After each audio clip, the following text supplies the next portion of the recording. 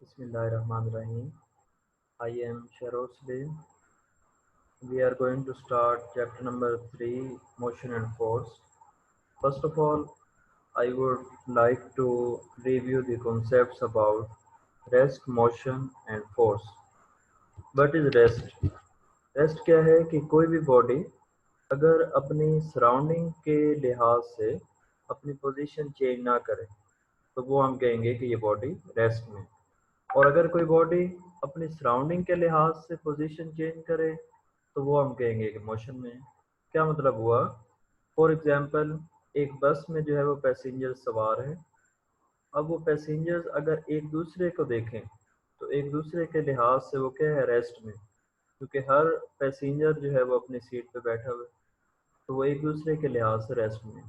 लेकिन अगर कोई शख्स बाहर खड़ा हुआ बस को ऑब्जर्व कर रहे, बस मूव कर रही है तो उसके साथ पैसेंजर्स भी मूव कर रहे हैं। इसका मतलब ये हुआ कि हम रेस्ट और मोशन को अल्टीमेट नहीं कह सकते कि कोई बॉडी जो है वो रेस्ट में है या मोशन में। Rest and motion are relative, कि हमें ये देखना पड़ेगा कि हम उसकी सराउंडिंग क्या ले रहे हैं, किस सराउंडिंग से हम कंपेयर कर रहे हैं, उसके लिहाज से हमें पता चलेगा कि कोई भी बॉडी रेस्ट में है या मोशन में है। नेक्स्ट क्या है? फोर्स। फोर्स क्या? वो एक्शन के जो किसी भी ऑब्जेक्ट को मूव करवाए या मूव करवाने की कोशिश करे। Tends to move. Tends to move का क्या मतलब हुआ कि हम कोई भी अगर बॉल है, बॉल को हम हिट करते हैं, बॉल मूव कर जाती है। लेकिन हम ये करें कि दीवार पर फोर्स लगाए, दीवार को पुश करने की कोशिश करें तो दीवार तो मूव नहीं करेगी, लेकिन हम फोर्स लगा रहे हैं। तो इसका मतलब ये हुआ कि ज़रूरी नहीं है कि फोर्स अप्लाई की जाए और बॉडी मूव कर दे। ठीक है।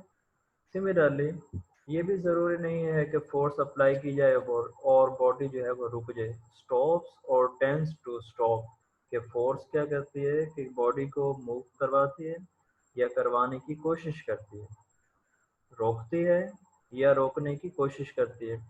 सिमिलरली एक फोर्स क्या है, किसी भी मूविंग बॉडी की डायरेक्शन भी चेंज कर सकती है।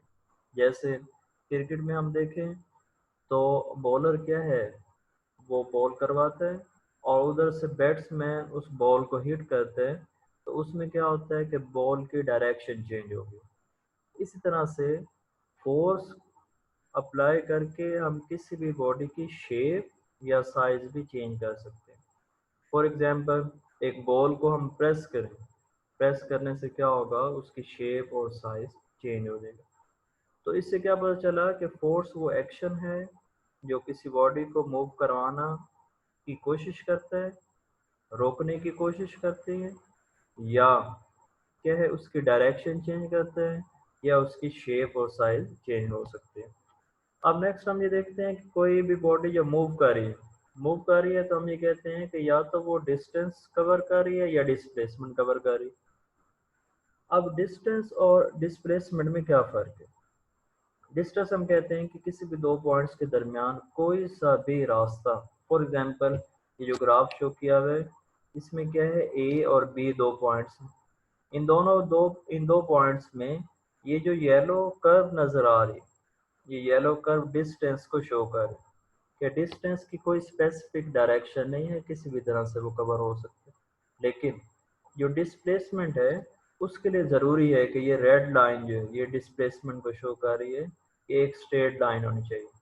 स्ट्रेट लाइन जो है वो डिस्प्लेसमेंट को शो करेगी। तो इसका मतलब ये हुआ कि डिस्टेंस के लिए कोई स्पेसिफिक डायरेक्शन नहीं है, तो वो स्केलर है, क्योंकि स्केलर क्वांटिटीज़ वो होती हैं जिसमें मैग्नीट्यूड चाहिए होती है और डायरेक्शन जो है वो ज़रूरी नहीं होती। और डिस्प्लेसमेंट वेक्टर क्वांटिटी है कि जिसमें मैग्नीट्यूड भी चाहिए और उसकी डायरेक्शन भी चाहिए। तो डिस्प्लेसमेंट की डेफिनेशन क्या बनेगी कि displacement is the change in position of a body. इस ग्राफ में हम देखें तो क्या है कि ए से बी की तरफ हम बॉडी को मूव करवा रहे हैं तो उसकी पोजीशन चेंज हो रही है। पोजीशन वेक्टर्स ये बनाए हुए हैं। R1 पोजीशन वेक्टर है for the point A, R2 position vector है फॉर द पॉइंट बी। और इस तरीके से डिस्प्लेसमेंट क्या है, is the shortest distance between two points, क्योंकि ये एक स्ट्रेट लाइन होनी है और स्ट्रेट लाइन का मतलब है कि ये शॉर्टेस्ट डिस्टेंस बनेगा। नेक्स्ट इसमें ये है कि डिस्प्लेसमेंट वेक्टर क्वांटिटी है, एस यूनिट मीटर है, डिनोट इसको डी से करते हैं। ओके, इक्वेशन इसकी देखिए तो displacement is equal to r2 minus r1, कि ये जो इसका पोजीशन वेक्टर है सेकंड फाइनल पॉइंट का वो माइनस इनिशियल पॉइंट का पोजीशन वेक्टर r1, उसको हम माइनस करेंगे तो वो हमारे पास क्या है, डिस्प्लेसमेंट आ जाएगा। नेक्स्ट हमारे पास है वेलोसिटी। वेलोसिटी क्या मतलब कि कोई भी बॉडी कितने टाइम में कितना डिस्प्लेसमेंट कवर कर रही है, ये उसकी वेलोसिटी। ठीक है, the rate of change of displacement of a body is called its velocity, कि कितने टाइम में कितना डिस्प्लेसमेंट कवर हो रहा है, तो ये उसकी वेलोसिटी। वेलोसिटी को v से डिनोट करेंगे, s यूनिट मीटर पर सेकेंड, और डिस्प्लेसमेंट क्योंकि वेक्टर क्वांटिटी है तो वेलोसिटी भी वेक्टर क्वांटिटी है। और फॉर्मूला इसका क्या है, velocity is equal to displacement over time. Displacement और वेलोसिटी उस पर एरो लगे हुए हैं कि ये दोनों वेक्टर क्वांटिटीज हैं, टाइम स्केलर है उस पे एरो नहीं। नेक्स्ट हम देखते हैं types of velocity. Types of velocity में है average velocity, instantaneous velocity, uniform velocity और वेरिएबल वेलोसिटी। फर्स्ट है एवरेज वेलोसिटी। एवरेज क्या है कि हम एवरेज का क्या मीनिंग होता है कि अगर कोई वैल्यू चेंज हो रही है तो उसका हमने मीन एक ले लेना है, मीन वैल्यू एवरेज वैल्यू ले लेनी है। तो सेम इसी तरह से है कि एवरेज वेलोसिटी हम कहेंगे the ratio of total displacement to the total time taken to cover this displacement. ये टोटल डिस्प्लेसमेंट को डिवाइड कर दें टोटल टाइम से, तो वो हमारे पास क्या है, एवरेज वेलोसिटी आ जाएगी। नेक्स्ट है इंस्टेंटेनियस वेलोसिटी।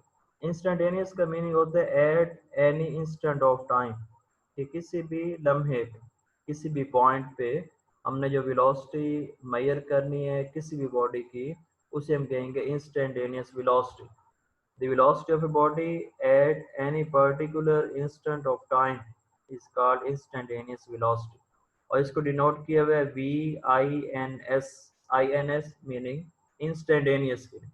फॉर्मूला इसमें जो है उसमें ये एक इम्पोर्टेंट टर्म है, limit delta T tends to zero. अब ये limit delta T tends to zero क्या चीज़ है कि हमने वेलोसिटी ये लेनी है for a very short interval of time. इसको पढ़ते हैं limit delta T tends to zero या delta T approaches to zero, कि टाइम इतना इतना स्मॉल है कि वो approximately equal to zero, zero नहीं, approximately equal to zero, near to zero. तो लिमिट का क्या मीनिंग है कि velocity is taken for a very short interval of time. Next हमारे पास है यूनिफॉर्म वेलोसिटी। यूनिफॉर्म मीन कि सेम कांस्टेंट। तो यूनिफॉर्म वेलोसिटी वो होगी कि अगर कोई बॉडी इक्वल टाइम में इक्वल डिस्प्लेसमेंट कवर कर रही हो तो हम कहेंगे कि उसकी uniform velocity. A body has uniform velocity if it covers equal displacement in equal intervals of time। और इसमें ये इम्पोर्टेंट बात है कि यूनिफॉर्म वेलोसिटी अगर कोई बॉडी रखती है तो उसकी एवरेज और इंस्टेंटेनियस वेलोसिटी की वैल्यू भी सेम होगी, कि average velocity instantaneous velocity same होगी अगर बॉडी की यूनिफॉर्म वेलोसिटी। नेक्स्ट इसके ऑपोजिट है, ऑपोजिट वेरिएबल वेलोसिटी। वेरिएबल मतलब चेंज होने वाली। वेरिएबल वेलोसिटी हम कहेंगे कि अगर कोई बॉडी इक्वल टाइम में इक्वल डिस्प्लेसमेंट कवर नहीं कर रही तो उसकी वेलोसिटी जो है वो वेरिएबल है। फॉर एग्जांपल एक पहले 5 मिनट्स में उसकी वेलोसिटी है जो है ना, पहले 5 मिनट्स में वो कवर कर रहे हैं 1 किलोमीटर, ठीक है। नेक्स्ट 5 मिनट्स में वो कवर कर रहे हैं 2 किलोमीटर, यानी चेंज हो गए तो ये उसकी वेरिएबल वेलोसिटी कहलाएगी, कि इक्वल टाइम में अनइक्वल डिस्प्लेसमेंट कवर करो।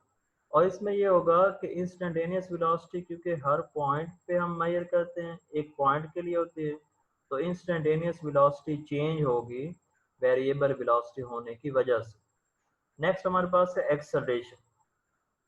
एक्सेलरेशन हम करते हैं कि हम देखते हैं कि वेलोसिटी जो है ना वो कैसे चेंज हो रही है। Rate of change of velocity is called acceleration. Rate of change of velocity is called acceleration. Acceleration को ए से डिनोट करेंगे, एस यूनिट मीटर पर सेकंड स्क्वायर, और ये एक वेक्टर क्वांटिटी है। फॉर्मूला इसका change in velocity divided by time. Change मतलब final velocity minus initial velocity के दो पॉइंट्स जो हमने कंसीडर किए हुए, तो उसमें से पहला पॉइंट जो है उसके वेलोसिटी को हम कहेंगे इनिशियल वेलोसिटी, दूसरे पॉइंट की वेलोसिटी को हम कहेंगे फाइनल वेलोसिटी। इसको डिवाइड किया तो V F minus V I over T acceleration का मैथमेटिकल फार्मूला। नेक्स्ट हमारे पास है types of acceleration. Types of acceleration में हम ये स्टडी करेंगे average acceleration, instantaneous acceleration, positive acceleration, negative acceleration और यूनिफॉर्म एक्सेलरेशन। तो फर्स्ट, सेम जैसे एवरेज वेलोसिटी है उस तरह से एवरेज एक्सेलरेशन, कि हम वेलोसिटी को चेंज इन वेलोसिटी को डिवाइड कर दें टाइम से, तो वो हमारे पास क्या है एवरेज एक्सेलरेशन आ जाएगा। एवरेज एक्सेलरेशन को भी डिनोट करना है ए वी से, ए वी मतलब एवरेज के लिए, और फॉर्मूला उसका आ गया delta we over delta T. अब ये डेल्टा क्या है, डेल्टा कहते हैं चेंज, चेंज इन वेलोसिटी जो हमने ली थी कि वी एफ माइनस वी आई है, और नीचे भी डेल्टा टी। डेल्टा टी मतलब क्या हुआ कि इनिशियल वेलोसिटी पे और टाइम था, फाइनल वेलोसिटी पे और टाइम होना, तो उसका हमने चेंज लेना है, चेंज इन टाइम। नेक्स्ट है इंस्टेंटेनियस एक्सेलरेशन। सेम जैसे इंस्टेंटेनियस वेलोसिटी है उसी तरह से instantaneous acceleration. At any instant of time, किसी भी पॉइंट पे किसी भी टाइम पे जो हमने एक्सेलरेशन मेजर करना उसे हम कहेंगे इंस्टेंटेनियस एक्सेलरेशन। और इसमें भी limit delta T approaches to zero. Limit क्या शो कर रही है कि ये हमने for a very short interval of time acceleration consider किया हुआ। Positive acceleration. अच्छा, इसमें एक्सेलरेशन ये है कि अगर वेलोसिटी चेंज हो रही हो किसी भी बॉडी की तो फिर एक्सेलरेशन होगा, ठीक है। अगर वेलोसिटी चेंज नहीं हो रही किसी बॉडी की तो उसमें एक्सेलरेशन जीरो होगा। चेंज इन वेलोसिटी अगर जीरो है, चेंज इन वेलोसिटी अगर नहीं है, जीरो है, तो एक्सेलरेशन भी जीरो होना। तो अब चेंज कैसे हो सकती है कि या तो वेलोसिटी पहले से ज्यादा हो जाए कि वो रेस सप्लाई हो जाए, और या वेलोसिटी पहले से कम हो जाए कि ब्रेक सप्लाई हो। तो उसमें हम ये देखते हैं कि अगर किसी बॉडी की वेलोसिटी टाइम के साथ इंक्रीज कर रही हो तो हम ये कहते हैं कि ये इसका पॉजिटिव एक्सेलरेशन। अगर किसी बॉडी की वेलोसिटी टाइम के साथ साथ इंक्रीज कर रही है तो उस बॉडी में पॉजिटिव एक्सेलरेशन होगा। और पॉजिटिव एक्सेलरेशन की डायरेक्शन सेम होगी in which the body is moving. कि बॉडी अगर राइट साइड पे मूव कर रही है तो वो पॉजिटिव एक्सेलरेशन भी हम राइट साइड पे ही लेंगे, सेम उसकी डायरेक्शन में। इसके comparable negative acceleration. Negative acceleration क्या मतलब हुआ कि अगर किसी बॉडी की वेलोसिटी टाइम के साथ साथ डिक्रीज हो रही है तो उसमें नेगेटिव एक्सेलरेशन होगा। और उस नेगेटिव एक्सेलरेशन की डायरेक्शन, नेगेटिव एक्सेलरेशन की डायरेक्शन होगी opposite to the direction in which the body is moving. क्योंकि ये बिल्कुल थोड़े से टाइम के लिए होंगे। नेगेटिव एक्सेलरेशन होता है कि जैसे हमने ब्रेक सप्लाई किए, ब्रेक सप्लाई करें तो फौरन बॉडी नहीं रुक जाती, ठीक है, फौरन बॉडी नहीं रुकती, थोड़ा सा वो आगे मूव करिए तो उसी थोड़े टाइम में जो है वो नेगेटिव एक्सेलरेशन प्रोड्यूस होता है। और नेगेटिव एक्सेलरेशन की डायरेक्शन होगी opposite to the direction of motion of the body. और नेगेटिव एक्सेलरेशन को हम डिसलेशन या रिटार्डेशन भी कहते हैं। यानी डिसलेशन और रिटार्डेशन क्या है कि ये नेगेटिव एक्सेलरेशन के ही दूसरे दो नेम्स हैं। लास्ट हमारे पास है यूनिफॉर्म एक्सेलरेशन। यूनिफॉर्म वही बात कि जो सेम हो। यूनिफॉर्म एक्सेलरेशन क्या होगा कि अगर कोई भी बॉडी उसमें चेंज इन वेलोसिटी इक्वल है in equal intervals of time तो उसका एक्सेलरेशन जो है वो यूनिफॉर्म होगा। यूनिफॉर्म मतलब सेम रहेगा। अब सेम इसमें भी बात कि यूनिफॉर्म एक्सेलरेशन अगर है तो इसका मतलब है कि एवरेज एक्सेलरेशन वो इक्वल होगा इंस्टेंटेनियस एक्सेलरेशन के। इंस्टेंटेनियस किसी भी पॉइंट पे वो हमने जो मेजर करना होता है, तो क्योंकि यूनिफॉर्म है तो हर पॉइंट पे सेम वैल्यू के लिए वो एवरेज एक्सेलरेशन की, इंस्टेंटेनियस एक्सेलरेशन की वैल्यू सेम होगी अगर यूनिफॉर्म एक्सेलरेशन कोई भी बॉडी रखती है। ठीक है, यहाँ तक जो है ये हमारा फर्स्ट लेक्चर है। नेक्स्ट इससे आगे जो है वो इंशाल्लाह करेंगे। Thank you.